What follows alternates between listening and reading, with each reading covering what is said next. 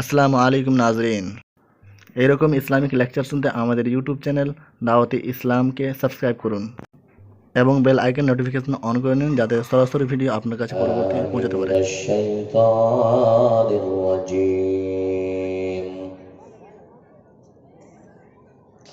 بسم الله الرحمن الرحيم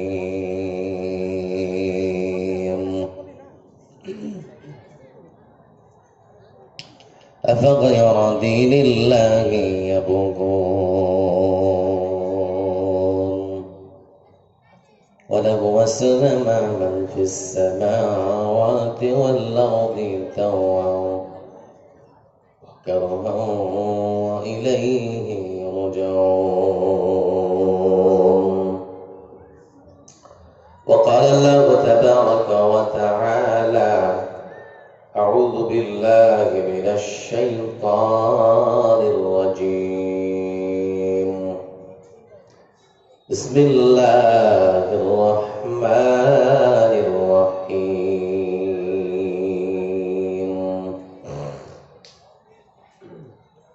قل يا أهل الكتاب تعالوا إلى كلمة سواء بيننا وبينكم ألا نعبد إلا الله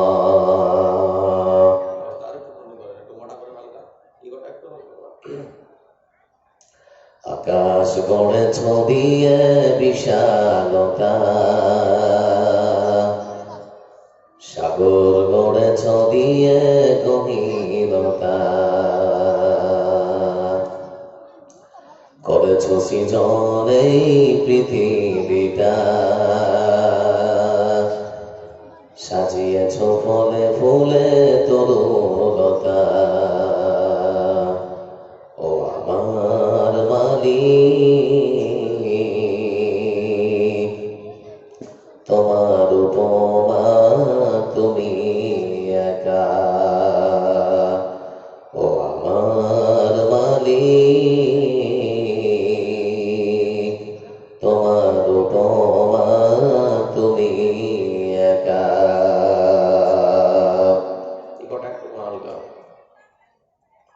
দিয়েছ নদীতে জোয়ার ভাটা রাতের জোছনায় স্নিগ্ধতা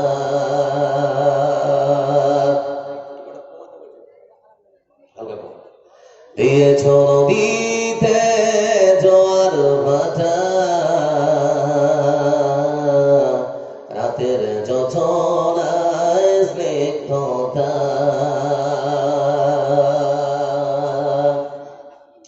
জলে জনাকি মিটি মিটি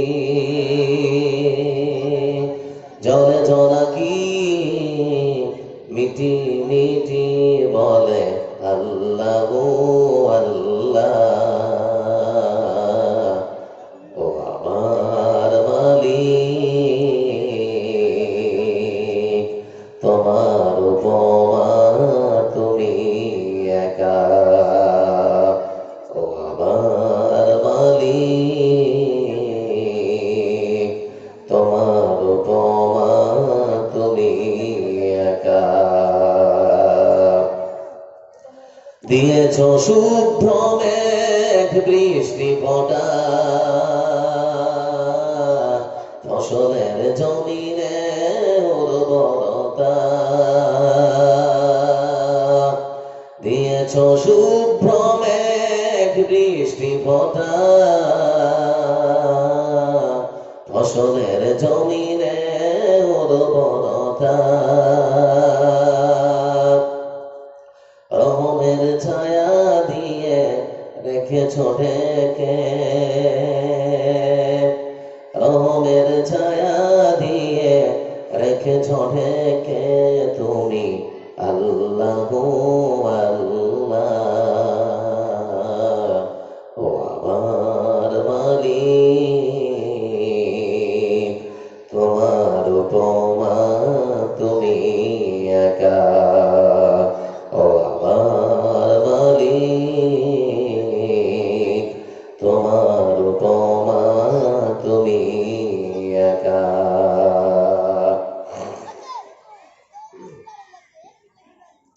শ্রদ্ধাভাজন আজকের সভার সভাপতি সাহেব, আমন্ত্রিত আজকের জলসার ওলামায়ে কেরামগণ, অত্র এলাকা থেকে আগত ইসলাম দিবস ও পিতৃপতুল্য কাকাজিরা, সমবয়স্ক ভাইয়েরা, একই প্যান্ডেলের পাশে বসা মা ও বোনেরা, আগত আজকের জলসায় জাতি ধর্ম বর্ণ দলপথ নির্বিশেষে সকলকে আমার পক্ষ থেকে জানাই আন্তরিক শুভেচ্ছা প্রশংসা সেই সুমহান আল্লাহ রাব্বুল আলামিনের জন্য, যার অশেষ দয়াতে কৃপাতে মেহেরবানিতে আজকের এই সুন্দর মনোরম পরিবেশে আমরা হাত দ্বারায় সবার জলসার আয়োজন করতে পেরেছি। বান্দার প্রতি আল্লাহর অসংখ্য দয়া করুণা নিয়ামত সবকিছু স্বীকার করে আমরা তার প্রশংসা উচ্চ স্বরে দিল বলে মহাব্বতের সাথে পাঠ করতে গিয়ে পড়ি আলহামদুলিল্লাহ। আজকের সভাতে আসতে পেরে আপনারা খুশি না বেজার? কথা বুঝতে পারছেন না? খুশি না বেজার? মন ভালো না খারাপ? তো কথা বলছেন না যে? আল্লাহর প্রশংসা আদায় করতে গিয়ে আলহামদুলিল্লাহ বললে গুনাহ হবে নাকি? সেই জন্য পড়ছেন না? অন্য মনস্ক মনে হচ্ছে সবাইকে। আমরা আরেকবার আল্লাহর প্রশংসা আদায় করি আলহামদুলিল্লাহ। ছোট বাচ্চাগুলোর আওয়াজ পেছন থেকে আপনারা সবাই প্রতিজ্ঞাবদ্ধ, বলবেন না? শান্তি বর্ষিত হোক তার মনোনীত প্রেরিত মহাপুরুষ, যার অক্লান্ত পরিশ্রম অপ্রাণ প্রচেষ্টার ফলে আজকে আমরা পেয়েছি নিপন্দির ভেজাল দিন, ধর্ম, জীবন ব্যবস্থা, দিন ইসলাম। সে রাসূলের প্রতি সংক্ষেপে দরুদ পাঠ করি, সকলেই পড়ি সাল্লাল্লাহু আলাইহি ওয়াসাল্লাম। আমি আপনাদের চেনা অতিথি। যাই হোক, আপনাদের সামনে এসেছি কোরআন এবং হাদিসকে সামনে রেখে সংক্ষিপ্ত বিবরণ পেশ করার চেষ্টা করবো ইনশাআল্লাহ। আজকের সংক্ষিপ্ত বিবরণে আমরা শুনব ইসলাম কি সাম্প্রদায়িকতার শিক্ষা দেয়, ইসলাম কি সন্ত্রাসবাদের শিক্ষা দেয়। এ বিষয়ে কিছু সংক্ষিপ্ত অল্প সময় আপনাদের সামনে কিছু কথা বলবো, তারপরে একটা বিশাল দায়িত্ব তুলে দেওয়া হয়েছে, সেই দায়িত্বের দিকে এগিয়ে যাবো ইনশাআল্লাহ। যারা এখানে বসে আছেন আপনাদেরকে রাসূলের ছোট্ট একটা হাদিসের টুকরো দিয়ে শুরু করি। রাসূল সাল্লাল্লাহু আলাইহি ওয়াসাল্লাম তিনি বলেছেন, আল্লাহুম্মা ইন্নী আউযু বিকা মিন ইলমিন লা ইয়ানফা। হে আল্লাহ, তুমি আমাকে সেই শিক্ষা দিও না যে শিক্ষা আমার ক্ষতি করে, উপকার করে না।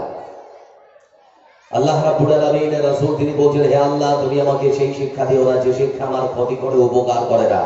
যারা বসে আছেন অন্যমনস্ক হবেন না, আমার কথাগুলোকে মূল্যায়ন করতে হবে, শুনতে হবে। আমি আপনাদেরকে প্রশ্ন করব, একটু উত্তর দেবেন দয়া করে। শিক্ষা মানুষের ক্ষতি করে না উপকার করে? তো রাসূল সাল্লাল্লাহু আলাইহি ওয়াসাল্লামের হাদিস তিনি বলছেন যে শিক্ষা আমার ক্ষতি করে, উপকার করে না। তাহলে রাসূল মিথ্যা বলেছেন নাকি? নাউযুবিল্লাহ, আল্লাহ রাসূল তো মিথ্যা বলতে পারেন না। রাসূলের হাদিসের অর্থে মনে হচ্ছে শিক্ষা হচ্ছে জাতির জন্য ক্যান্সার, আর আমরা বিশ্বাস করি শিক্ষা হচ্ছে জাতির জন্য মেরুদণ্ড।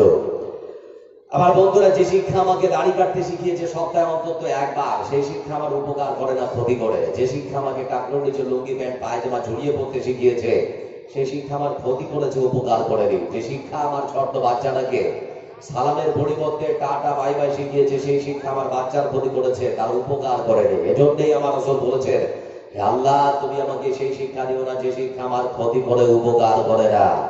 যারা এখানে বসে আছেন, আমি আপনাদেরকে বারবার করে বলছি, বক্তব্য শুরু করছি, ভূমিকা ভাবছি, কিন্তু আপনারা বেশ অন্যমনস্ক হয়ে আছেন। আচ্ছা, কথা শুনছেন তো?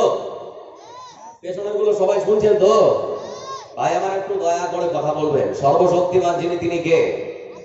তো জোরে বলেন সবাই, সবাই বলেন সর্বশক্তিমান আল্লাহ রাব্বুল আলামিন। আমি সব জায়গাতে বলি, আপনাদেরকেও একটা প্রশ্ন করছি। সারা পৃথিবী জুড়ে যখন করোনা নামক মহামারীতে ব্যাধিতে মানুষ আক্রান্ত হয়, লক্ষ লক্ষাধিক মানুষের মৃত্যু মিছিল প্রতিদিন শুরু হয়েছে। যারা এখানে বসে আছেন আপনাদের সকলকে আমি একটা প্রশ্ন করছি, আপনাদের জানা মতে একজন কেউ মারা গেছে এই রোগে? হাত তুলুন। কেউ বলতে পারবেন না। কারণ হলে আপনাদেরকে বুঝতে হবে যে কেউ সাথে থাক আর না থাক, আল্লাহ আমাদের সাথে আছে। আছেন না নেই? আল্লাহ রাব্বুল আলামিন আমাদের সাথে আছে। যা পরিস্থিতি তাতে বোঝা যাচ্ছে লকডাউনের দরগড়ায় পৌঁছে গেছে, মনে হচ্ছে খুব তাড়াতাড়ি। আমার বন্ধুরা যারা এখানে বসে আছেন, কথাগুলোকে মূল্যায়ন করতে হবে। আল্লাহ রাব্বুল আলামিন সর্বশক্তিমান, তিনি যা খুশি তাই করতে পারেন। কারো কাছে পারমিশনের প্রয়োজন আছে? অনুমতির দেওয়ার প্রয়োজন আছে নাকি? নেই। তিনি সর্বশক্তিমান, মন যা চাইবে তাই করবেন, কারো কাছে পারমিশন দেওয়ার কোনো প্রয়োজন নেই। বন্ধু আমার, আমাদের ভারতবর্ষ জুড়ে সারা পৃথিবীকে যখন গ্রাস করেছে করোনা নামক মহামারী, আমাদের রাষ্ট্রপ্রধান দেশের মাননীয় মোদীজি, আমরা ওনাকে সম্মান করে শ্রদ্ধা করে উনি আসলেন জাতির উদ্দেশ্যে ভাষণ দেওয়ার জন্য, এসে বললেন করোনা তাড়াবার মহা ঔষধ এনেছি, খালি খালি দিয়া টর্চ লাইট জ্বালাও, করোনা থাকবে না, চলে যাবে। চলে গিয়েছিল না ছিল? আবার বন্ধুরা মোদিজি নামলেন, নেতা মন্ত্রীরা ভাবলেন আমরাও কিছু বলি, দায়িত্ব তো আছে। নিজের দায়িত্ব পালন করতে গিয়ে নেতা মন্ত্রীরাও বললো করোনা তাড়াবার মহা ঔষধ আমরাও নিয়ে এসেছি, করোনা থেকে মুক্ত যদি তোমরা চিরতরে হতে চাও তাহলে গরুর পেশাব পান করো। আপনারা শুনেছিলেন না শোনেননি? টিভি পর্দায় আমরা দেখেছিলাম যে মানুষ হয় গরুর পেশাব পান করছে। এই জন্য আমি আপনাদেরকে শুনতে শোনালাম, হে আল্লাহ তুমি আমাকে সেই শিক্ষা দিও না যে শিক্ষা আমার ক্ষতি করে উপকার করে না, যে শিক্ষা আমার ক্ষতি করে উপকার করে না, যে শিক্ষা আমাকে গরুর পেশাব খাওয়াতে শিখিয়েছে সেই শিক্ষা আমার জন্য উপকারী নয়। তাই বন্ধু আমার কথাগুলোকে মূল্যায়ন করতে হবে। আমরা লক্ষ্য করে দেখলাম Bollywood, Hollywood, Tollywood, cricket player থেকে শুরু করে ফুটবল প্লেয়ার, এমনকি সুপারস্টার যারা, তারাও পর্যন্ত দেখলাম করোনা তাড়াবার জন্য বাড়ির ব্যালকনিতে এসে তালি খালি দিয়া টর্চ লাইট জ্বালাচ্ছে। লক্ষ্য করে দেখলাম অমিতাভ বচ্চন, অভিষেক বচ্চন, ঐশ্বরিয়া রায় বচ্চন সহ তার নাতনিকে এসে তালি খালি দিয়া টর্চ লাইট জ্বালানো হলো। আল্লাহ বললেন তামসা শুরু করেছিস। পুরো বচ্চন পরিবারকে আল্লাহ হাসপাতালে ঢুকিয়ে ছেড়েছে। তো আল্লাহ কিরা পারেন লক্ষ্য করে দেখুন, আল্লাহ সবই পারেন। আপনাদেরকে বুঝতে হবে যেখানে অন্যান্য ধর্মের মানুষের মৃত্যু মিছিল শুরু হয়েছে সেখানে মুসলমানদের মৃত্যুর হার 0.000% থেকে নিচে। আর কি করে বুঝবেন যে আল্লাহ আপনাদের সঙ্গে আছে? চায়ের দোকানে বসে বাতিলিং ঝাড়লে হবে না যে মসজিদটা নিয়ে নিল। যে ব্যক্তি বাতিলিং ঝাড়ছে আর চিৎকার করছে চায়ের দোকানে চায়ে টান মারার পরে যে মসজিদটা নিয়ে নিল, খোঁজ নিয়ে দেখুন সে ব্যক্তি কোনোদিন পশ্চিম দিকে আচার খায় না। আচার খায় না মানে বুঝতে পারছেন তো? কোনোদিন মসজিদে চৌকাঠ ভুল করেও ডাঙায় না। তো মসজিদ যদি আবাদ না করবে তাহলে তো মসজিদ নেবে। ভাই বন্ধু আমার, ভারতবর্ষ সহ সারা পৃথিবী জুড়ে মানুষ চেষ্টা করে কি করে আমি নিজের মানুষের কাছে হাইলাইট করার এক পদ্ধতি খোঁজার চেষ্টা করে, যার জন্য আমরাও দেখলাম আমাদের ভারতবর্ষের মাটিতে মুসলিম নামধারী এক গোলাঙ্গার যার নাম অসীম রেজভি কোরআনে কারীম থেকে 26টি আয়াত তুলে ফেলার জন্য মামলা দায়ের করেছে সুপ্রিম কোর্টে। শুনেছেন না শুনেননি? আবার বন্ধুরা আল্লাহ রাব্বুল আলামিন তিনি কোরআনে বলেছেন লা তাবদীলা লিকালিমাতিল্লাহ যালিকা হুয়াল ফাওজুল আযীম। কোরআন এসেছে বিশ্ব মানবতার মুক্তির জন্য। কোরআনে কারীমের মধ্যে যা আমি দিয়েছি সেটাই থাকবে, লা তাবদীলা লিকালিমাতিল্লাহ। এর একটা শব্দেরও পরিবর্তন, বিবর্তন, রদবদল, পরিবর্তন কেউ করতে পারবে কোনোদিন? কোনোদিন সম্ভব হতে পারে না, কারণ এটা আল্লাহর পক্ষ থেকে এসেছে, এটা মানুষ বানায়নি। আর আল্লাহ যেটা দিয়েছেন তার পরিবর্তন কোনোদিন হবে না। অসীম রেজভি, ভারতবর্ষ ধর্ম নিরপেক্ষ দেশ, জাতি ধর্ম বর্ণ দলমত নির্বিশেষে আমরা এখানে সবাই বসবাস করি। আমাদের সংবিধান আমাদেরকে সম অধিকারের কথা বলে, কিন্তু তুমি যেভাবে নিজেকে হাইলাইট করার চেষ্টা করেছো তাতে শুনে নাও তুমি বাঁচতে পারবে না। ফিরে এসো। এটা যদি ইসলামিক রাষ্ট্র হতো তাহলে পরে তোমার মৃত্যু অনিবার্য। কিন্তু ভারতবর্ষের মানুষ, সারা পৃথিবীর মানুষ বুঝতে পারছে তোমার প্রোটেকশন কে দিচ্ছে। তুমি কোন কার দুঃসাহসে এ সমস্ত কথা বলছো? তুমি যতই বলো আমরা তোমাকে চামচিকা ছাড়া আর কিছু মনে করতে পারি না, তুমি যতই বলো কোরআনে কারীমের মধ্য থেকে 26টি আয়াত তুলে ফেলার যে চেষ্টা তুমি শুরু করেছো সফল কোনোদিন হবে না। কারণ আমার আল্লাহ বলেছেন ইউরিদুনা লিইউতফিউ নূরাল্লাহি বিআফওয়াহিহিম ওয়াল্লাহু মুতিম্মু নূরিহি ওয়ালাউ কারিহাল কাফিরুন। আমরা বিশ্বাস করি আবু জেহেলের মৃত্যু হয়েছে, কিন্তু আবু জেহেলের চামচা চেলা যে এখনো পৃথিবীর বুকে বেঁচে আছে, বিদ্যমান আছে, তার জাজল্য প্রমাণ অসীম রেজভি তুমি। আমরা মুসলমানেরা কখনো তোমাকে মুসলিম মনে করতে পারি না। তুমি যে কুলাঙ্গার তার প্রমাণ তোমার মা দিয়েছে, তোমার বাবা দিয়েছে, তোমার স্ত্রী, তোমার পুত্র, তোমার সন্তান সবাই তোমাকে ছেড়ে গিয়েছে। তো তুমি নিজেই খুশি করবে। তুমি তো হাইলাইট করার জন্য যে কাজ করছো, তুমি তো আমাদেরকে ভিডিও বার্তা দিয়েছো যে আমাকে সবাই ছেড়ে পালিয়ে গিয়েছে, আমি এখন কি করব খুঁজে পাচ্ছি না। তো তুমি নিজে নিজে খুশি করে দাও, না হলে ফিরে আসো। আমি দোয়া করি এখনো পর্যন্ত যে আল্লাহ তোমাকে হেদায়েত করুক। কোরআনকে বোঝার চেষ্টা করো। মাঝে মাঝেই তুমি বিতর্কিত মন্তব্য করে থাকো, কিন্তু আমরা বুঝি তোমার পেছনে কোনো শক্তি কাজ করছে, না হলে তুমি এরকম দুঃসাহস দেখাতে পারতে না। ভাই আমার, বন্ধু আমার যারা আছেন রাস্তাঘাটে ঘুরছেন, আপনাদের সকলকে বিনীত অনুরোধ, দয়া করে অনুরোধ, করজোড় নিবেদন করছি আপনাদেরকে, রাস্তাঘাটে ঘোরাফেরা না করে আপনারা এখানে চলে আসুন। যারা আমার আওয়াজ শুনতে পাচ্ছেন, কোন হিন্দু ভাইও যদি আমার বক্তব্য আওয়াজ শুনতে পান তাহলে অনুরোধ করবো যদি সম্ভব হয় বসে আওয়াজ শুনুন, বসে বক্তব্য শুনুন, আপনারও উপকার হবে। কারণ ভারতবর্ষের মাটিতে যারা এখন ক্ষমতায়, ওরা না হিন্দুদের ভালো চায় না মুসলমানদের ভালো চায়। আপনাদের নাম ভাঙিয়ে ওরা ক্ষমতা দখল করে আছে, ওরা কারো ভালো চায় না। বাপ পার্লামেন্টে বিরোধীরা জিজ্ঞেস করছে পেঁয়াজের দাম 150 টাকা কেন? তো নির্মলা সীতারামন দাঁড়িয়ে বলছে আমি যে পরিবার থেকে আসছি সেই পরিবারের কেউ পেঁয়াজ খায় না, দাম কত আমি সেটাও জানি না। নেতা মন্ত্রীরা কোনোদিন কারো ভালো চায় না। ওরা নিজেরাই ক্ষমতায় আসবে, ক্ষমতা দখল করবে, ওরা আমাদের জীবন নিয়ে রক্তের হোলি খেলবে, আমাদের জীবনের বিনিময়ে ওরা গদি দখল করবে। বাঙালি বুঝতে পারে না যে আমার জীবনের মূল্য কত। আপনার শরীরটা, আপনার জীবনটার দিকে তাকিয়ে আছে আপনার মা, আপনার স্ত্রী, আপনার সন্তান।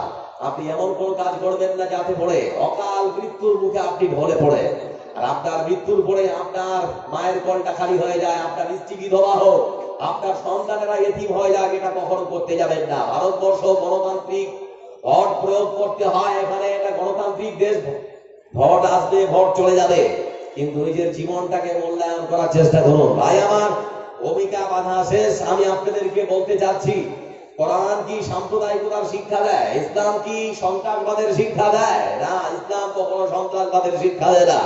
মাননীয় মোদীজি, আমি বিশ্বাস করি আমার পার্শ্ববর্তী প্রতিবেশী অমল, বিমল, শ্যামল, নরেশ, পরেশ, সুরেশ যারা আছে ওরা দুধের ব্যবসা করে, মানে ওরা ঘষ, ওদের বাড়ির দুধটা, বা ও যদি আমার বাড়িতে দুধ না দিয়ে যায় সকালবেলা আমার বাড়িতে কিন্তু দুধ চা হবে না।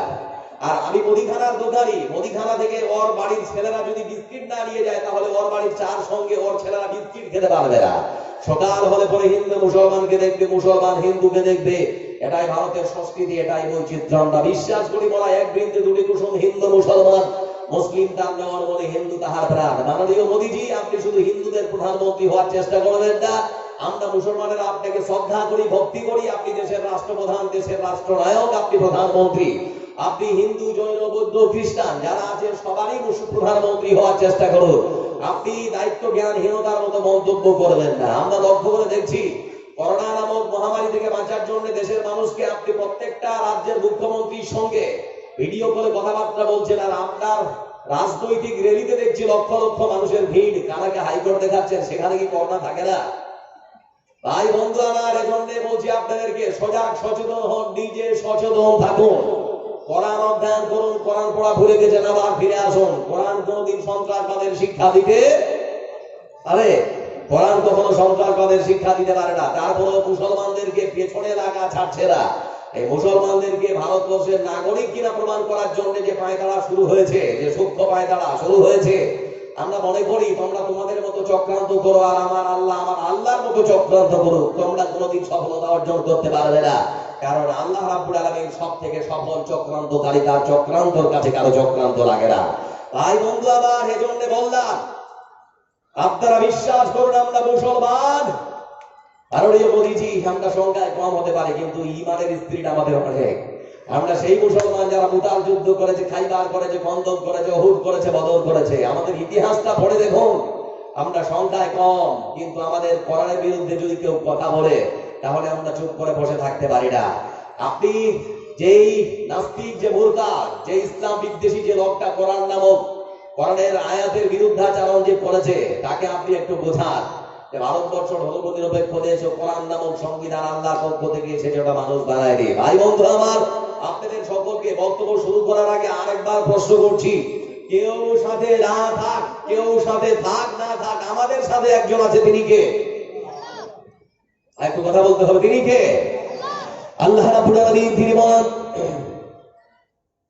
ওয়া কানা হাক্কান আলাইনা নাসরুল মুমিনিন। এই পৃথিবীর বান্দারা, শক্তি যদি তোমরা বান্দার হও, মুমিন হও, কখনো কোনো জায়গায় তোমরা যদি বিপদে পড়ে যাও, আমাকে আল্লাহ বলে স্মরণ করো।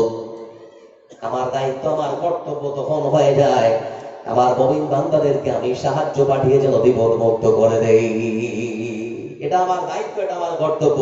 তাহলে বিপদ থেকে উদ্ধার করার মালিক যিনি, তিনি কে? সে আল্লাহ রাব্বুল আলামিন। তিনি আরেক আয়াতে বলেন, ওয়ালা তাহিনু ওয়ালা তাহজানু ওয়া আনতুমুল আ'লাউনা ইন কুনতুম মুমিনিন। কোনো ভয় করো না, কোনো চিন্তা করো না, যদি ঈমানদার হও আমি আল্লাহ তোমাদের জন্য যথেষ্ট। আল্লাহ অঙ্গীকার করলেন দুটো আয়াতে, সাহায্য পাঠাবো, সাহায্য করব, বিনিময় ঈমান ঠিক করতে হবে, ঈমানদার হতে হবে, তাহলে সাহায্য আসবে। যারা বসে আছেন, ঈমান না থাকলে জালসা শুনতে আসতাম? এই কথা বলেন না, ঈমান না থাকলে জালসা শুনতে আসতাম? আমাদের ইমানটা কেমন আপনাদেরকে একটু দেখায়। আল্লাহ রাব্বুল আলামিন তিনি কোরআনে বলেছেন আকিমুস সালাহ, নামাজ পড়তে হবে হুকুম কার? আল্লাহ রাব্বুল আলামিন তিনি এখানে শব্দ ব্যবহার করেছেন কায়েম। এমন কাজ যে কাজ আমাদের সমাজে চালু আছে, প্রতিষ্ঠিত আছে। আমাদের সমাজে কাপড় পরা চালু আছে বলে জালসা শুনতে সবাই এসেছে কাপড় পরে। আপনাদের কোন মানুষ শরীর থেকে যদি কাপড় পরে উলঙ্গ লগ্ন হয়, ন্যাংটা হয়, আপনাদের মাঝে বসে জালসা শুনে তাকে কেউ বসতে দেবে না, জালসা শুনতে দেবে না, জালসার প্যান্ডেল থেকে দূর করে দাঁড়িয়ে দেবে। যেহেতু সমাজে কাপড় পরা চালু আছে, উলঙ্গ নগ্ন ন্যাংটা মানুষ কেউ দেখতে চায় না। সারা পৃথিবীর সমস্ত মুমিন মুমিনা, মুসলিম মুসলিমা, নারী পুরুষ নির্বিশেষে আল্লাহর হুকুমকে মেনে নিয়ে এরা যদি সমাজের মধ্যে নামাজকে চালু রাখতো, প্রতিষ্ঠিত রাখতো, বেনামাজি সমাজে কখনো খুঁজে পাওয়া যেত না। বেনামাজি থাকলে পরে কেউ ভালোবাসতো না, পছন্দ কখনো করতো না। এখন প্রশ্ন হলো, সমাজের মধ্যে বেনামাজি আছে কিনা? কথা বলেন না, আছে না? নেই? জোহরে দেখুন মসজিদে মুসাল্লি পাওয়া যায়, আসর মাগরিবে চার ওয়াক্তে যে পরিমাণ মসজিদে মুসাল্লি দেখা যায়, ফজরে তার থেকে কম না বেশি। এদিকে একটা ইমাম সাহেব নামাজ পড়িয়ে দিচ্ছেন, আর কাউকে খুঁজে পাওয়া যায় না। আল্লাহ রাব্বুল আলামিন তাহলে কি বলছেন দেখুন, আল্লাহ রাব্বুল আলামিন বলছেন বান্দারে এই যদি হয় তোমাদের কার্যকলাপ, তাহলে শোনো, আফাতুবিরুনা বিবাদিল কিতাবি ওয়া তাকফুরুনা বিবাদ ফামা জাযাউ মান ইয়াফআল যালিকা মিনকুম।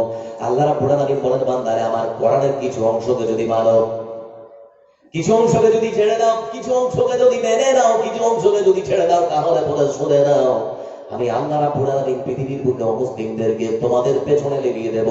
যারা তোমাদেরকে পিটিয়ে পিটিয়ে সজা করবে, বিপদে পড়বে, আমাকে ডাকবে রাব্বানা রাব্বানা, আমি আল্লাহ সেই দিন তোমাদের ডাকে আর সাড়া দেব না। আপনারা সবাই বিচারক, একটা বিচার করতে বলছি। একটা রাস্তাটা দিয়ে একটা লোক হেঁটে যাচ্ছে, পেছন দিক থেকে একটা লোক সাইকেল নিয়ে যাচ্ছে। দুজনের মধ্যে যদি ধাক্কা লেগে যায়, তাহলে পাবলিক কাকে মারবে? হেঁটে যাওয়া লোকটাকে না সাইকেল লাগিল? জোরে কথা বলেন। আর সাইকেলের সঙ্গে যদি ট্যাক্সির ধাক্কা লাগে, কাকে মারবে? ট্যাক্সির সঙ্গে যদি ট্রেনের ধাক্কা লাগে, তাহলে কাকে মারবে? ট্রেনকে মারা যাবে না। ট্রেন ছোট্ট করে একটা কথা বলবে, আমি আমার লাইনে আছি, আমি আমার লাইনে আছি। আমার বন্ধুরা যারা বলে ইসলাম সন্ত্রাসবাদের শিক্ষা দেয়, কোরআন কারীম সাম্প্রদায়িক গ্রন্থ, তাদের কথা কখনো সত্য হতে পারে না। ও মুসলিম ভাই, আমার কোরআনটা খুলে দেখে নাও। আমাদের রাসূল যিনি ছিলেন বিশ্বনেতা, বিশ্বনবী মুহাম্মদ রাসূলুল্লাহ সাল্লাল্লাহু আলাইহি ওয়াসাল্লাম, তার বাড়ির আগা দিয়ে, তার বাড়ি দিয়ে তিনি বিশ্ব জয় করেননি, তার চরিত্র দিয়ে তিনি বিশ্বের মানুষের কাছে চরিত্রবান হয়েছেন। আল্লাহ রাব্বুল আলামিন তিনি বলেছেন সুন্দর করে, না আমার কোরআন সাম্প্রদায়িকতার শিক্ষা দেয় না, আমার রাসূল সাম্প্রদায়িকতার শিক্ষা দিয়েছেন। আল্লাহ রাব্বুল আলামিন তিনি কোরআন কারীমের ভেতরে রাসূল সাল্লাল্লাহু আলাইহি ওয়াসাল্লামের চরিত্র সম্পর্কে বলেন, ওয়া ইন্নাকা লা'আলা খুলুকিন আযীম। হে রাসূল, আপনার মতো মহত্তম চরিত্রের মানুষ পৃথিবীর বুকে আর কেউ হতে পারে না। আমার রাসূল আবার নিজেই বলেছেন, বইস্তুলি মুতাম্মিমা মাকারিমাল আখলাক, পৃথিবীর বুকে আমাকে আল্লাহ রাব্বুল আলামিনের পক্ষ থেকে পাঠানো হয়েছে চরিত্রের পূর্ণতা দেওয়া, পূর্ণতা লাভ করার জন্য। কেউ যদি মদ পান করে, আমি গিয়ে তাদেরকে মদ পান করতে কি বিরত থাকতে বলবো? মদ পান করবে না। সুদখোরদেরকে বলবো সুদ খেতে হয় না, সুদ খাবে না। যারা ব্যভিচারের সঙ্গে লিপ্ত হয়ে আছে, আমি তাদেরকে নিষেধ করবো ব্যভিচারে জড়াবে না। যারা মিথ্যা কথা বলবে, নিষেধ করবো মিথ্যা কথা বলবে না। তার মানে আল্লাহর পক্ষ থেকে আমাকে পাঠানো হয়েছে পৃথিবীর বুকে চরিত্রের পূর্ণতা দেওয়ার জন্য। আমার বন্ধুরা যারা এখানে বসে আছেন, মাথাটা হালকা করুন। আপনাদেরকে আমি আজকে শোনাতে চেয়েছি, কোরআন কি সাম্প্রদায়িক গ্রন্থ? ইসলাম কি সাম্প্রদায়িকতার শিক্ষা দেয় নাকি? আমরা ভারতবর্ষে বাস করি, আমাদের পার্শ্ববর্তী একটা দেশ রয়েছে বাংলাদেশ, নাম শুনেছি না শুনিনি? কথা বলেন না, কেউ কথা বলছে? বাংলাদেশ, বাংলাদেশের রাজধানীর নাম কি? ঢাকার শহরে একটা বিশ্ববিদ্যালয় রয়েছে, যার নাম হলো জগন্নাথ বিশ্ববিদ্যালয়। জগন্নাথ বিশ্ববিদ্যালয়ের একজন 29 বছরের টকটকে ঝকঝকে একজন হিন্দু যুবতীর নাম হচ্ছে রীতা কুন্ডু। রীতা কুন্ডু 15 দিন মতো হলো, 15 দিন হয়েছে আমার বন্ধু নিজের ধর্ম ত্যাগ করে কালেমা পড়ে মুসলমান হয়েছে। এমনি নয়, কারণ আছে না নেই? বিনা কারণে কেউ নিজের ধর্ম ত্যাগ করে ইসলাম ধর্ম গ্রহণ করতে পারে না। রীতা কুন্ডু একটা ভিডিও বানালো, আমি কেন মুসলমান হলাম। ভিডিও সারা বিশ্ব জুড়ে এমন ভিউ হয়েছে, এমন পপুলার হয়েছে, সারা বিশ্বের মানুষ এত দেখতে শুরু করেছে। মানুষ কখনো ভাবতে পারেনি এটা এত ভাইরাল হতে পারে। সাংবাদিকেরা একদিন তার সাক্ষাৎকার দিচ্ছে, অরিতা কুন্ডু তুমি তো হিন্দু ধর্মাবলম্বী ছিলে, হিন্দু ধর্মে বিশ্বাসী ছিলে, কিন্তু নিজের ধর্ম ত্যাগ করে কালেমা কেন পড়লে তুমি? রীতা কুন্ডু তখন বলে আমি কেন মুসলমান হয়েছি তোমরা কি শুনতে চাও সাংবাদিক ভাই? বলে হ্যাঁ শুনতে যাই। সাংবাদিকদের সামনে তখন রীতা কুন্ডু জানাচ্ছে আমি কেন মুসলমান হলো, শুনলো শুনো। করোনা নামক মহামারীতে সারা বিশ্বের মানুষ যখন আক্রান্ত হলো, ঠিক সেই সময় লক্ষ্য করে দেখলাম মানুষের মৃত্যু বেশি শুরু হয়েছে। সারা পৃথিবী জুড়ে মানুষ এমন ভাবে মরতে শুরু করলো, আমার মনের মধ্যে দ্বিধা দ্বন্দ্ব সংশয় তৈরি হলো, বাঁচবো না থাকবো। কিন্তু আমি সেই দিন লক্ষ্য করে দেখলাম হিন্দু, জৈন, বৌদ্ধ, খ্রিস্টান যারাই মারা যায়, স্বামী মারা গেলে স্ত্রী কাছে দেখতে চায় না, স্ত্রী মারা গেলে স্বামী দিতে চায় না, বাবা যদি মারা যায় সন্তান দিতে চায় না, সন্তান মারা গেলে বাবাও কাছে যেতে চায় না। তাদের লাশগুলোকে কি করা হচ্ছে? লাশগুলোকে সুন্দর করে জেসিবিতে তুলে লরিতে লোড করার পরে হয় সমুদ্রে নিক্ষেপ করা হচ্ছে, আর না হয় তাদের লাশগুলোতে গর্ত খনন করে মাটি চাপা দিয়ে শেষ করে দেওয়া হচ্ছে। কে মরলো, কখন মরলো, কার লাশ কেউ জানতেও চায় না, কোনো খোঁজ খবরও করে না। আমি সেই সঙ্গে লক্ষ্য করে দেখলাম মুসলমানদের মধ্যে কোনো মানুষ যখন মারা গেল, তারা তাদের লাশটাকে না জেসিবিতে তুলেছে, না লরিতে লোড করেছে, না সমুদ্রে নিক্ষেপ করলো, না মাটি চাপা দিয়ে মেরে ফেলেছে, না মাটি চাপা দিয়েছে, এরকম কিছু হয়নি। আমি লক্ষ্য করে দেখলাম মুসলমানরা তাদের লাশটাকে সুন্দর করে ইসলামী রীতি অনুযায়ী সুন্দর করে গোসল করিয়েছে, নিজের জীবনের পরোয়া করে রে। করোনা রোগে আক্রান্ত হবো ভাবেরই সুন্দর করে লাশটাকে গোসল দিয়েছে, তারপরে কাফন করিয়ে সুন্দর করে জানাজা শেষ করে লাশটাকে কাঁধে তুলে কবর পর্যন্ত পৌঁছে দিয়ে সুন্দর করে কবর দিয়েছে। আমার বন্ধুগণ বলছি যে ইসলাম মৃত্যু মানুষকে এত শ্রদ্ধা আর ভক্তি জানাতে পারে, সেই ইসলাম সন্তান তাদের শিক্ষা দিতে পারে না, সেই ইসলাম কখনো মানুষ মানতে পারে না, তরবারের আঘাতে ইসলাম কোনোদিন জয় করতে পারে না। আমি তখন মনে মনে চিন্তা করলাম রাসূলের জীবনীটা একবার পড়ে দেখি। আমি তখন রাসূলের জীবনী অধ্যয়ন করতে শুরু করলাম। আমি রীতা কুন্ডু মনে মনে ভাবতাম আমার মনের কথা শোনার মানুষ পৃথিবীর বুকে আছে না নেই, যাকে মনে আমার 5 মিনিট মনের কথা বলবো কেউ শুনতে যায় না।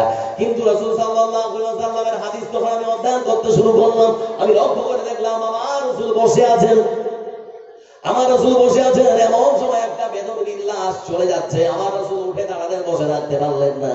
সাহাবীরা জিজ্ঞেস করলেন হুজুর উঠলেন কেন? ওটা তো মুসলমানের লাশ নয়, হিন্দুর লাশ, উঠলেন কেন? বুঝলাম না। আমার রাসূল সাহাবীদেরকে ডেকে বললেন আমার সঙ্গী সাথী দাঁড়ে, তোমরা এক কথা বলো না, বলো না, বলো না, তোমরা বলো ওটা মানুষ কিনা, আগে বলো মানুষ কিনা। হিন্দু হোক, জৈন, বৌদ্ধ, খ্রিস্টান যাই হোক না কেন, দেখার প্রয়োজন নেই, ও মানুষ কিনা। ও হিন্দু যুবক ভাই, আমার চিন্তা করে দেখো, এটা হচ্ছে আমার রাসূল, এটা হচ্ছে আমার রাসূলের আদর্শ। আর একটা সময় রাসূল সাল্লাল্লাহু আলাইহি ওয়াসাল্লাম তিনি আমাদের সততা, নম্রতা, ভদ্রতা শিখিয়েছেন। ইসলাম আমাদেরকে শিক্ষা দেয় উদারতা, ভদ্রতা, নম্রতা, সততা। আমার বন্ধুরা যারা এখানে বসে আছেন, আমরা যারা ইউটিউব, ফেসবুক বা সোশ্যাল মিডিয়ার সঙ্গে জড়িত, আমরা লক্ষ্য করে দেখছি উত্তরপ্রদেশের বাড়িতে আশিক নামের একজন 12 বছরের বালক মাদ্রাসায় পড়ে, হিন্দু বহুল এলাকায় গিয়ে কুয়ো থেকে জল তুলে খাওয়ার জন্য তাকে বেদম প্রহার করা হচ্ছে। আমাকে ফেসবুক পেজে, হোয়াটসঅ্যাপে যখন ছবিটা কেউ পাঠালো, আমি লক্ষ্য করে দেখলাম মানুষ নরপশু না বলে পরে এইভাবে করে কেউ আঘাত করতে পারে না, এমন ভাবে তাকে মারা হয়েছে। অন্যায় হিন্দু বহুল এলাকায় গিয়ে কুয়ো থেকে জল তুলে পানি পান করেছে, সেই জন্যে সেই নরপশুকে ধরলো।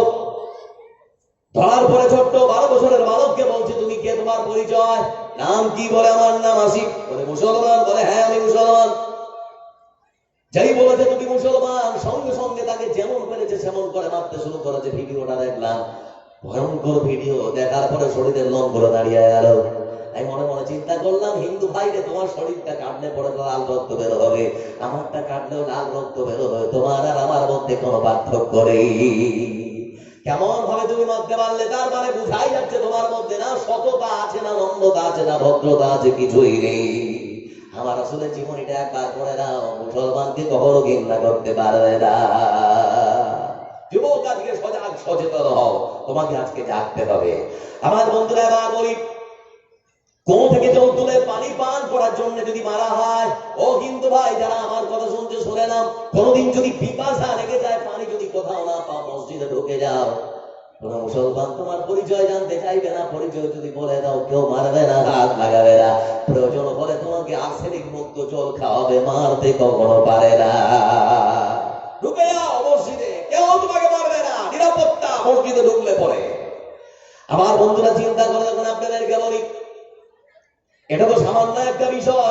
কিন্তু ভাই যারা আমার কথা শুনুন, আমার আপনাদেরকে আর একটা আমি রাসূলের কথা শোনাই। আমার রাসূল মসজিদে নববীতে বসে আছেন, এমন সময় গ্রাম্য একটা দেহাতি মানুষ এসে মসজিদের দেওয়ালকে লক্ষ্য করে পেশাব করতে শুরু করেছে।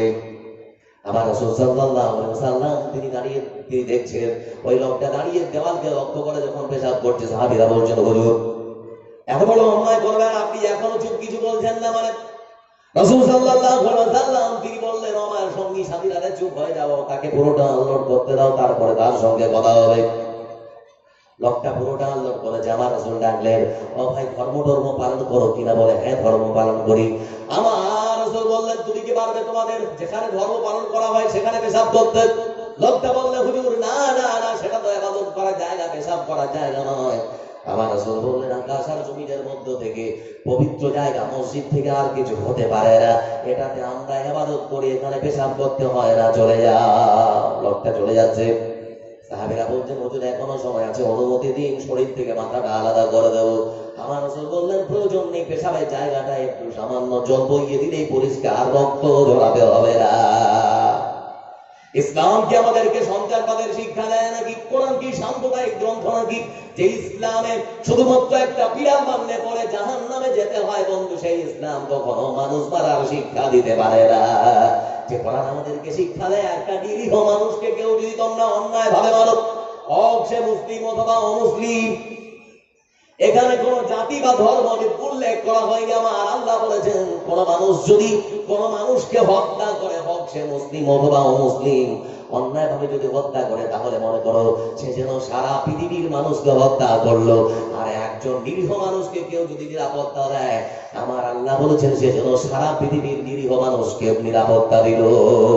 এটাই হচ্ছে ইসলাম, যে ইসলামে শুধুমাত্র মারপিট তো দূরের কথা, রাগ করতেও নিষেধ করা হয়েছে। আমার রাসূল বসে আছেন, এমন সময় একজন মানুষ এসে আল্লাহ রাসূল সাল্লাল্লাহু আলাইহি ওয়াসাল্লামকে জিজ্ঞেস করছেন, আউসিনি ইয়া রাসূলুল্লাহ, হে আল্লাহ রাসূল আমাকে কিছু উপদেশ দিন। আমার রাসূল বললেন, লা তাকযাব, তুমি রাগ করো না। ফারাদ্দা যালিকা মিরারান, আবার লোকটা বলছে, হে আল্লাহ রাসূল আর কিছু শিক্ষা দিন। আমার রাসূল বলছেন, লা তাকযাব, তুমি রাগ করো না। ফারাদ্দা যালিকা মিরারান, তিনবার একই প্রশ্ন, একই উত্তর। আমার রাসূল তিনবার একই উত্তর দিয়েছেন, রাগ করো না, রাগ করো না, রাগ করো না। চিন্তা করে দেখুন, আল্লাহ রাসূলের কাছে বারবার প্রশ্ন করছেন, আল্লাহ রাসূল কিছু উপদেশ দিন, তো বলে লা তাকযাব, তুমি রাগ করো না। ফারাদ্দা যালিকা মিরারান, আল্লাহ রাসূল আর কিছু বলে, লা তাকযাব, তুমি রাগ করো না। তার মানে মানুষ যখন ডেকে যায়, কি বলে কি করে বুঝতে পারে না। এজন্য আমার রাসূল বলেছেন, রাগ করো না। সেজন্য আবার আমার রাসূল শিক্ষা দিয়েছেন, রাগ কি করে ঠান্ডা করতে হবে, ওষুধ আছে না নেই? রাগ ঠান্ডা করার ওষুধ নেই। আমার বন্ধুরা যদি দাঁড়িয়ে থেকে খুব রাগ হয়, বসে পড়ো। বসে থেকেও যদি রাগ না ঠান্ডা হয়, আমার রাসূল বলেছেন, মাটিতে শুয়ে পড়ো। মাটি থেকে তোমাকে সৃষ্টি করা হয়েছে, মাটিতে যদি শুয়ে পড়ো, রাগ আর থাকতে পারে না। আমার বন্ধুরা আপনাদেরকে এবার বলি, যে ইসলামে রাগ করতে নিষেধ করা হয়েছে, সেই ইসলাম মানুষ মারতে কখনো শেখাতে পারে না। রাসূল সাল্লাল্লাহু আলাইহি ওয়াসাল্লাম তিনি বলেছেন, দুনিয়ার বুকে তোমরা কি সব থেকে বড় শক্তিশালী হতে চাও নাকি, বাহাদুর হতে চাও নাকি? আমার রাসূল জিজ্ঞেস করলেন, সাহাবীরা বলো, ও আমার সাহাবীরা তোমরা বলো, সব থেকে বড় শক্তিশালী কে? সাহাবীরা বললেন, হুজুর সেই হচ্ছে সব থেকে বড় শক্তিশালী। যুদ্ধের ময়দানে তার প্রতিপক্ষকে হাতে তুলে আপাস মেরে মাটিতে যে ব্যক্তি ফেলে দিতে পারে, সেই হলো সব থেকে বড় শক্তিশালী। আপনারাও এটাই বলছেন নাকি গো? সব থেকে বড় শক্তিশালী একজনকে ধরবে, আপাস মেরে মাটিতে ফেলবে, ওই সব থেকে বড় শক্তিশালী। আমার রাসূল বললেন, আমার রাসূল বলছেন, না না না না না, সে ব্যক্তি সব থেকে বড় শক্তিশালী হতে পারে না। আমার রাসূল বললেন, সব থেকে বড় শক্তিশালী কে? শুনে নাও, সব থেকে বড় শক্তিশালী হচ্ছে সেই ব্যক্তি, যে ব্যক্তি নিজের রাগের সময় নিজের রাগকে কন্ট্রোল করতে পারে, হজম করতে পারে, খেয়ে নিতে পারে, সে হচ্ছে সব থেকে বড় শক্তিশালী। আমার বন্ধুরা, তাহলে পরে আপনাদেরকে বুঝায় যে ইসলামের মধ্যে রাগ করতেও নিষেধ করা হয়েছে, সেই ইসলাম কখনো সন্ত্রাসবাদের ধর্ম হতে পারে না। হযরত আলী নাম শুনেছেন? হযরত আলী রাদিয়াল্লাহু তাআলা আনহু তিনি যুদ্ধের ময়দানে যুদ্ধ করছেন, যুদ্ধের ময়দানে যুদ্ধ চলছে। এমন সময় একজন মুশরিককে এক কাফেরের সঙ্গে ঠাস ঠাস করে তরবারি দিয়ে যুদ্ধ চলছে। এমন সময় হযরত আলী রাদিয়াল্লাহু তাআলা আনহু তিনি তরবারিটা এমন করে মারলেন, লোকটা মাটিতে পড়ে গেল। হযরত আলী রাদিয়াল্লাহু তাআলা আনহু তার বুকে চেপে বসলেন। লোকটা ভাবলো হযরত আলী তো ছেড়ে কথা বলবে না, সময় খুবই কম, মনে হয় আর আমি বাঁচবো না। হযরত আলী আমাকে ফেলে দিয়েছে মানে আর কি ছাড়বে? ও তো ছাড়বে না, আমাকে মেরে ফেলবে। চিন্তায় চিন্তিত আর তো বাঁচবো না, এবার করি কি? সে মনে মনে চিন্তা করলো, যাই হোক মরে যখন যাবো তাহলে পরে হযরত আলীকে অপমান করে ছাড়বো। মুখে যতগুলো থুতু ছিল, থুতু বুঝতে পারছেন ভাই? কথা বলেন না গো। মুখে যতগুলো থুতু ছিল সব থুতুগুলো হযরত আলীর মুখের চেহারাতে চালিয়ে দিয়েছে। রাগ কম মেরা বাড়বে? কথা বলেন, রাগ কম মেরা বাড়বে? রাগ তো খুবই হয়েছে, কিন্তু হযরত আলী রাদিয়াল্লাহু তাআলা আনহু তিনি আর মারলেন না। লোকটাকে মাটিতে ফেলে রাখা অবস্থায় উঠে দাঁড়িয়ে গেলেন। ওই লোকটা তখন পেছনে এসে হযরত আলীকে বলছেন, হযরত আলী ব্যাপার কি? আপনি আমাকে মারলেন না কেন? কি হয়েছে বলুন? আলী রাদিয়াল্লাহু তাআলা আনহু তিনি বললেন, ও আমার ভাই সরে নাও, আমি যখন তোমার সঙ্গে যুদ্ধ করছিলাম সেটা আল্লাহর দ্বীনের জন্য ছিল। আমি যখন তোমাকে মাটিতে ফেলে দিয়েছিলাম সেটাও ছিল আল্লাহর দ্বীনের জন্য। তরবারিটা যখন আমি তোমাকে চালাতে গিয়েছিলাম সেটাও ছিল আল্লাহর দ্বীনের জন্য। আর যখন তুমি আমার মুখে থুতু চালিয়ে দিলে, যখন আমি তোমাকে মারতে যাচ্ছিলাম, আমার মনের মধ্যে এত রাগ হলো, মনে হচ্ছে বলে খেয়ে শেষ করে দিয়ে শেষ করে দেবো। এই ঠিক সেই সময় যখন তোমাকে আমি মারতে গেলাম, তখন আমার মন বলছে আলী রে, এখন আর আল্লাহর দ্বীনের জন্য তোমার তরবারি চলছে না। এখন যদি তুমি মারো তাহলে পরে তোমার রাগ মেটাবার জন্য তরবারি মারা হবে। আমার রাসূল নিষেধ করেছেন, সেই হচ্ছে সব থেকে বড় শক্তিশালী, যে রাগের সময় নিজেকে কন্ট্রোল করতে পারে, হজম করতে পারে। আমি মনে মনে চিন্তা করলাম, যুদ্ধের ময়দানে এসেছি আল্লাহর দ্বীনের জন্য, নিজের রাগ মেটাবার জন্য নয়, সেই জন্যই তোমাকে ছেড়ে দিয়েছি। লোকটা উঠে দাঁড়িয়ে হযরত আলীর হাত ধরে তখন বলছে, ভাই রে ভুল হয়েছে। ইসলাম যে কোনোদিন সন্ত্রাসবাদের ধর্ম হতে পারে না, কোরআন যে সাম্প্রদায়িক গ্রন্থ হতে পারে না। আমি আজকে বুঝে গেছি বিশ্বনবী সাল্লাল্লাহু আলাইহি ওয়াসাল্লাম তিনি যে তরবারি দিয়ে ইসলামকে কায়েম করেনি, বুঝতে পেরে গেছি। চলো মুহাম্মদ কোথায় আছি, কালেমা শাহাদা পড়ো। আশহাদু আল্লা ইলাহা ইল্লাল্লাহু ওয়া আশহাদু আন্না মুহাম্মাদান আবদুহু ওয়া রাসূলুহু। ওই রে কালি রে কই রে অমর, এসেছে নতুন বদর, কথা সেই দিকে বিজয়ী নবীন মুজাহিদ। এখনো কি গাইতে হবে ঘুম ভাঙানো গীত? এখনো কি গাইতে হবে ঘুম ভাঙানো গীত? ওই রে খালিদ কই রে অমর, এসেছে নতুন বদর, কথা সেই দিকে বিজয়ী নবীন মুজাহিদ। এখনো কি গাইতে হবে ঘুম ভাঙানো গীত? এখনো কি গাইতে হবে ঘুম ভাঙানো গীত? আচ্ছা, একটু আপনারা চলে আসেন, একটু কাছে কাছে আসেন, পেছনে জায়গা হচ্ছে না, পেছনে যারা বসে পড়েছেন একটু কষ্ট করে সামনে চলে আসেন দাদা। মসজিদের ওই কোণে বসে তাসবিহ নয় রে আর, তোর হাতে এখনো মানায় শুধু ঝকঝকে তলোয়ার। মসজিদের ওই কোণে বসে তাসবিহ নয় রে আর, তোর হাতে এখনো মানায় শুধু ঝকঝকে তলোয়ার। ওই জালিমের গর্দান নিতে আয় রে মুজাহিদ। এখনো কি গাইতে হবে ঘুম ভাঙানো গীত? এখনো কি গাইতে হবে ঘুম ভাঙানো গীত? কই রে খালিদ কই রে অমর, এসেছে নতুন বদর, কথা সেই দিকে বিজয়ী নবীন মুজাহিদ। এখনো কি গাইতে হবে ঘুম ভাঙানো গীত? এখনো কি গাইতে হবে ঘুম ভাঙানো গীত?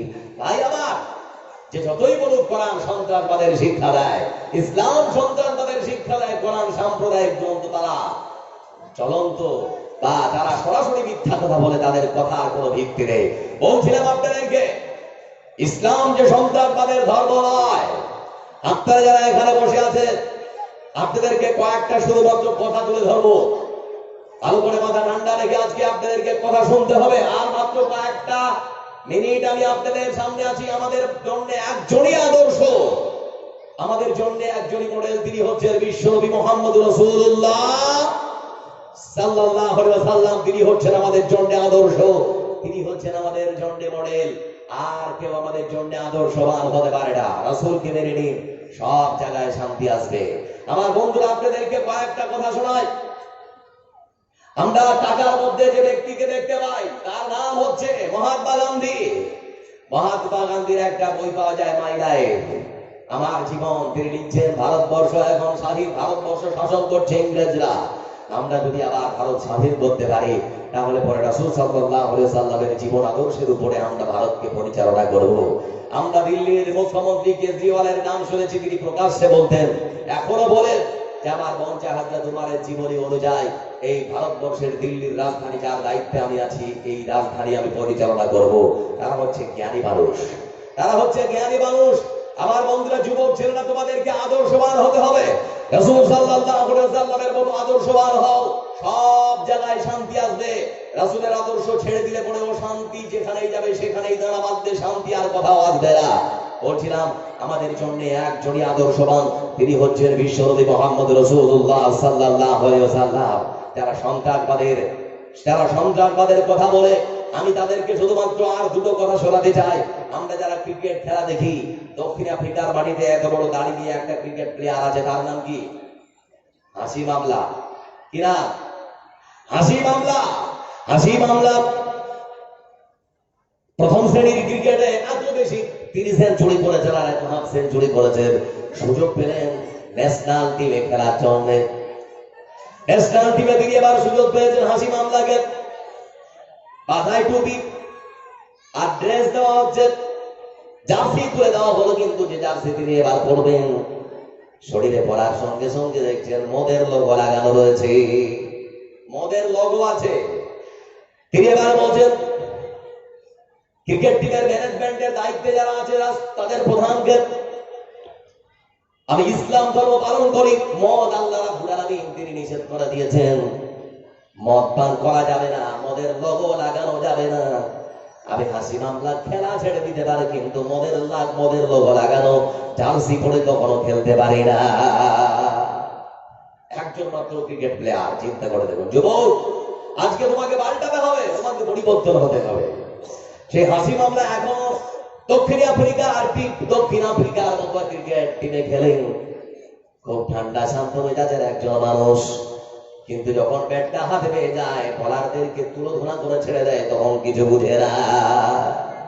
হাসিম আমলার মতো একজন মাত্র মুসলমান যুবক যদি এরকম করে নিজের ধর্মটা পালন করতে পারে, ও যুবক মুসলমানের ঘরে জন্ম দিয়ে কেন রাসূলের আদর্শ মেনে নিতে পারো না?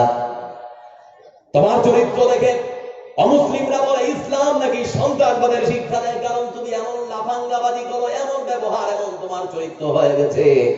রাসূলের চরিত্রের সঙ্গে তোমার চরিত্রের কিঞ্চিত পরিমাণ কোনো মিল নেই। এজন্য বলি, আমি আব্দুল জব্বার কেমন টুপি পরেছি, কেমন মুখে দাড়ি রেখেছি, কেমন আমি পাগড়ি পরি, কেমন জুব্বা পরি, দেখার প্রয়োজন নেই। আমার জুব্বা, আমার পাগড়ি, আমার লাঠি, আমার টুপি যদি রাসূলের হাদিসের সঙ্গে মিশে যায়, কোনো প্রশ্ন নেই। যদি না মিলে, তাহলে পরে অনেক প্রশ্ন আছে, মানা যাবে না। এজন্য বলি যুবক, আর একটা কথা তোমাকে বলি, ইংল্যান্ড দলে দুজন ক্রিকেট প্লেয়ার আছে মুসলমান, একজনের নাম মঈন আলী আর একজনের নাম আদিল রাশিদ। তারাও এত বড় মুখে দাঁড়িয়ে রয়েছে, দুজন ক্রিকেট প্লেয়ার, দুজন মাত্র যুবক। দেখো তাদেরকে দেখে যদি শেখা যায়, দুজন মাত্র ক্রিকেট প্লেয়ার মুখে দাঁড়িয়ে নিয়ে তারা নিজের ধর্মকে কেমন করে পালন করে। বিশ্বকাপ যখন জয় করলো ইংল্যান্ড, তখন লক্ষ্য করে দেখলাম তাদের দলের প্লেয়ারেরা মদের বোতল হাতে নিয়ে ঝাঁঝা করে মদের বোতলকে উপরে একেবারে পানির মতো করে ফোয়ারা ছাড়ছে। ইংল্যান্ড দলের দুইজন ক্রিকেট প্লেয়ার মঈন আলী আর আদিল রাশিদ বলল, মদ আল্লাহ হারাম করেছে, এখানে মদের বোতলের পাশে এই ফোয়ারার কাছে থাকা যাবে না। সেই জায়গা থেকে এমন জোরে দৌড় দিয়েছে বন্ধু, সারা পৃথিবীতে ভিডিওটা ভাইরাল হয়ে গেল। দুজন মাত্র ক্রিকেট প্লেয়ার মুখে দাঁড়িয়ে রেখে 5 ওয়াক্তের নামাজ পড়ে যদি তারা ক্রিকেট খেলা চালিয়ে যেতে পারে, ও মুসলমান রাসূলের আদর্শ যদি তারা মানতে পারে, তাহলে পরে তুমি মুসলমানের ঘরে জন্ম নিয়ে রাসূলের আদর্শ ছেড়ে দিয়ে কেন রাসূলের আদর্শ মানতে পারো না? প্রয়োজন আছে, আজকে তোমাকে রাসূলের আদর্শ মানতে হবে, আজকে তোমাকে রাসূলের আদর্শ মানতে হবে। লক্ষ্য করে দেখো, কোরআনটা পড়ে দেখো, আমার রাসূলের আদর্শ, তিনি কেমন আদর্শবান ছিলেন, তার আদর্শ কেমন ছিল। আমেরিকার মাটিতে একজন বিশ্ববিখ্যাত লেখক রাসূলের আদর্শের উপরে একটা বই লিখেছেন। ইসলাম যে সন্ত্রাসবাদের শিক্ষা দেয় না, আমার রাসূল যে সন্ত্রাসবাদের শিক্ষা আমাদেরকে দিয়ে যাননি, তার জাজল্য প্রমাণ অমুসলিম বুদ্ধিজীবী যারা, তারা পর্যন্ত রাসূল সাল্লাল্লাহু আলাইহি ওয়াসাল্লামের আদর্শকে মেনে নিতে বাধ্য হয়েছে। মোবাইলের প্লে স্টোরে চলে যাও, গিয়ে সেখানে লিখো শত মনীষী, 100টা মানুষের জীবনী একটা বইয়ের মধ্যে লেখা রয়েছে। 100টা মানুষের জীবনী সেখানে পাবে। কিন্তু যিনি বইটা লিখছেন তার নাম হচ্ছে এইচ.এম. Hard, Michael hard. সেই মাইকেল হার্ড 100টা মানুষের জীবনী লিখেছেন। সেই বইয়ের ভেতরে লেখা রয়েছে হযরত ঈসা আলাইহিস সালামের জীবনী, মুসার জীবনী, দাউদের জীবনী, সুলাইমান আলাইহিস সালামের জীবনী, হযরত আবু বকর, উমর, উসমান, হযরত আলী রাদিয়াল্লাহু তাআলা আনহুম আজমাইনের জীবনী। এতগুলো মানুষের জীবনী লেখা রয়েছে সেখানে। রাজারাম মোহন রায় থেকে শুরু করে ঈশ্বরচন্দ্র বিদ্যাসাগর, রবীন্দ্রনাথ ঠাকুর থেকে শুরু করে সুকান্ত ভট্টাচার্য, অনেক মানুষের জীবনী লেখা রয়েছে বন্ধু। কিন্তু যে লোকটা জীবনী লিখছেন সে মুসলমান নয়, একজন খ্রিস্টান। প্রয়োজন ছিল ভূমিকার পরে পরে যিশু খ্রিস্টের মানে ঈসা আলাইহিস সালামের জীবনীটা নিয়ে আসা, কিন্তু সেটা হলো না। কি হয়েছে বন্ধু? সর্বপ্রথমে ভূমিকার পরে যার নাম লেখা রয়েছে তিনি কার কেউ নন, না রাজা রামমোহন রায়, না রবি ঠাকুর, না হাস্যকর কবি সুকান্ত ভট্টাচার্য, না বিদ্রোহী কবি কাজী নজরুল ইসলাম। আমার বন্ধু কোন বুদ্ধিজীবী নয়, কোন কবি নয়। সর্বপ্রথম ভূমিকার পরে যার নামটা তিনি লিখেছেন তিনি সারা পৃথিবীর মহামানব বিশ্বনবী মুহাম্মদ রাসূলুল্লাহ সাল্লাল্লাহু আলাইহি ওয়াসাল্লাম। ইমানের পথে অবিচল থেকে আমার মরণ যেন হয়, ইমানের পথে অবিচল থেকে আমার মরণ যেন হয়। তোমারই কাছে মিনতি আমার, তোমারই কাছে মিনতি আমার, মহামহিম দয়াময়। ইমানের পথে অবিচল থেকে আমার মরণ যেন হয়। সাংবাদিকেরা জিজ্ঞেস করছে, মাইকেল হার্ট, তুমি তো একজন খ্রিস্টান, খ্রিস্টান ধর্ম পালন করো, আমেরিকার মাটিতে তোমার প্রত্যেকটা লেখা প্রত্যেক বাড়ির ঘরে ঘরে পৌঁছে যায়, মানুষেরা সবাই তোমাকে শ্রদ্ধা করে ভালোবাসে, তার মানে এই নয় 100টা মানুষের জীবনী লিখবে আর ভূমিকার পরে ঈসা নবী যিশু খ্রিস্টানের জীবনীটা লেখা হবে না, এটা আমরা কেমন করে মানবো? সাংবাদিকদের প্রশ্নের উত্তরে মাইকেল হার্ট তিনি বলেন, আমি যতজনের জীবনী বইয়ের মধ্যে নিয়ে এসেছি প্রত্যেকটা মানুষের জীবনী শুরু থেকে শেষ পর্যন্ত পড়লাম, ভালো করে খুঁটিনাটি করে দেখলাম, কিন্তু প্রত্যেকটা মানুষের জীবনে কিছু না কোনো সামান্য কোনো বিষয় হলেও ভুল পেয়েছি। কিন্তু মুহাম্মদ সাল্লাল্লাহু আলাইহি ওয়াসাল্লাম এমনই একজন মহামানব, তার জীবনের শুরু থেকে শেষ পর্যন্ত পড়লাম, কোনো ভুল আমি পাইনি। সুবহানাল্লাহ বলবেন না? সেজন্য আমার বিবেক আমাকে বাধ্য করেছে। আমি বারবার চেষ্টা করেছি যীশু খ্রিস্টের জীবনীটা লেখার জন্য, কিন্তু আমার বিবেক বলেছে না না না না, হতে পারে না। সর্বপ্রথম তোমাকে যার জীবনী লিখতে হবে তিনি হলেন বিশ্বনবী মুহাম্মদ রাসূলুল্লাহ সাল্লাল্লাহু আলাইহি ওয়াসাল্লাম। আমার বন্ধুরা যারা বলে ইসলাম সন্ত্রাসবাদের শিক্ষা দেয়, তাদের কাছে আর একটা উপমা, আর একটা ঘটনা বলা যায়। বদরের যুদ্ধ হলো, বদরের যুদ্ধে কিছু সংখ্যক মানুষ যারা মক্কা থেকে যুদ্ধ করার জন্য বদর নামক প্রান্তরে ছুটে গিয়েছিল। রাসূল সাল্লাল্লাহু আলাইহি ওয়াসাল্লাম আনুমানিক 70 জন নারী এবং পুরুষকে তিনি বন্দী করলেন। বন্দী করে মদিনায় তিনি নিয়ে চলে গেলেন মসজিদের মধ্যে, তাদেরকে রাখার ব্যবস্থা করা হলো। বন্দীরা ভাবলো আমাদেরকে তো মুহাম্মদ ছেড়ে কথা বলবে না, তার মানে সেই যুগে যদি কেউ বন্দী হতো বন্ধু, তাদেরকে যদি কচু কাটা করে কেটেও দেওয়া হতো, ইসলামের ইতিহাসে কোনোদিন খারাপ কথা লেখা হতো না, তার মানে সেই দিন সেটা অনুমোদন ছিল। আমার রাসূল সাল্লাল্লাহু আলাইহি ওয়াসাল্লাম তিনি সাহাবীদেরকে ডাকলেন, ডাকার পরে তিনি বললেন, ও আমার সঙ্গীরা শোনো, যারা ইসলাম নামক এই ধর্মকে পৃথিবীর বুক থেকে মিটিয়ে দেওয়ার জন্য মক্কা থেকে বদর নামক প্রান্তরে এসেছে, আল্লাহর দিনকে মেটাবার জন্য এতদূর পর্যন্ত যারা এসেছে, যারা বন্দী হয়ে করেছে তাদের সম্পর্কে তোমাদের মতামত কি? আল্লাহ রাব্বুল আলামিন রাসূল প্রথমত উমারকে ডাকলেন, বলে উমার তোমার মত কি? উমার রাদিয়াল্লাহু তাআলা তিনি বললেন, হে আল্লাহর রাসূল, আপনি যদি আমার কাছে মত চান তাহলে পরে আমি বলবো। আমার পরিবারের মধ্য থেকে কেউ যদি এসে থাকে তাহলে আপনি আমার হাতে তাকে তুলে দিন, আমি তাকে তরবারি দিয়ে শেষ করে দেব, তাকে আমি বাঁচিয়ে রাখবো না। হযরত আলীর যদি কোন পরিবারের মধ্য থেকে কেউ আসে তাহলে পরে হযরত আলীর হাতে তুলে দিন, সে কেটে দেবে। তার মানে যার পরিবারের মধ্য থেকে যে এসেছে তারা যদি বন্দী থাকে এখানে তার হাতে তুলে দিতে হবে। আমরা তাদেরকে কচু কাটা করে শেষ করে দেব, কারণ এরা আল্লাহর সঙ্গে বিদ্রোহ ঘোষণা করেছে, আল্লাহর সঙ্গে তারা খামখেয়ালিপনা করেছে। আমার রাসূল সাল্লাল্লাহু আলাইহি ওয়াসাল্লাম তিনি বললেন, উমার তুমি একটু থামো। আল্লাহ রাব্বুল আলামিন রাসূল এবার আবু বকরকে ডাকলেন, ডাকার পরে বললেন, আবু বকর তোমার মত কি? আবু বকর সিদ্দিক রাদিয়াল্লাহু তাআলা তিনি এবার বলেন, হে আল্লাহর রাসূল, আপনি যদি আমার কাছে আমার মত চান তাহলে পরে আমি আপনাকে বলবো। বাইতুল মাল সরকারি কোষাগার আমাদের খুবই হালকা, টাকা নেই, পয়সা নেই, যুদ্ধের কোন অস্ত্র শস্ত্র ঠিক মতো কিনতে পারি না। আমার মত হলো যারা যুদ্ধবন্দী হয়েছে ওই সমস্ত যুদ্ধবন্দীদেরকে মোটা মুক্তিপণ নিয়ে তাদেরকে আপনি ছেড়ে দিন। আমার রাসূল সাল্লাল্লাহু আলাইহি ওয়াসাল্লাম তিনি আবু বকরের মতকে গ্রহণ করলেন, মোটা মুক্তিপণ নিয়ে কিছু সংখ্যক মানুষকে ছেড়ে দেওয়া হলো। কিন্তু এরপরে দেখা যাচ্ছে কিছু সংখ্যক মানুষ এখনো আছে, তারা জানতে শুরু করেছে আর তারা ভাবছে আমাদেরকে এখন মেরে ফেলা হবে। আমার রাসূল সাল্লাল্লাহু আলাইহি ওয়াসাল্লাম তিনি বললেন, ও বন্দীরা তোমরা কাঁদছো কেন? তারা তখন বলে, হে মুহাম্মদ, আমরা তো বুঝতে পেরেছি আমাদেরকে আর ছেড়ে কথা বলা হবে না, সেই জন্য আমরা কাঁদছি। আমার রাসূল সাল্লাল্লাহু আলাইহি ওয়াসাল্লাম তিনি বললেন, তোমরা কে ধরা?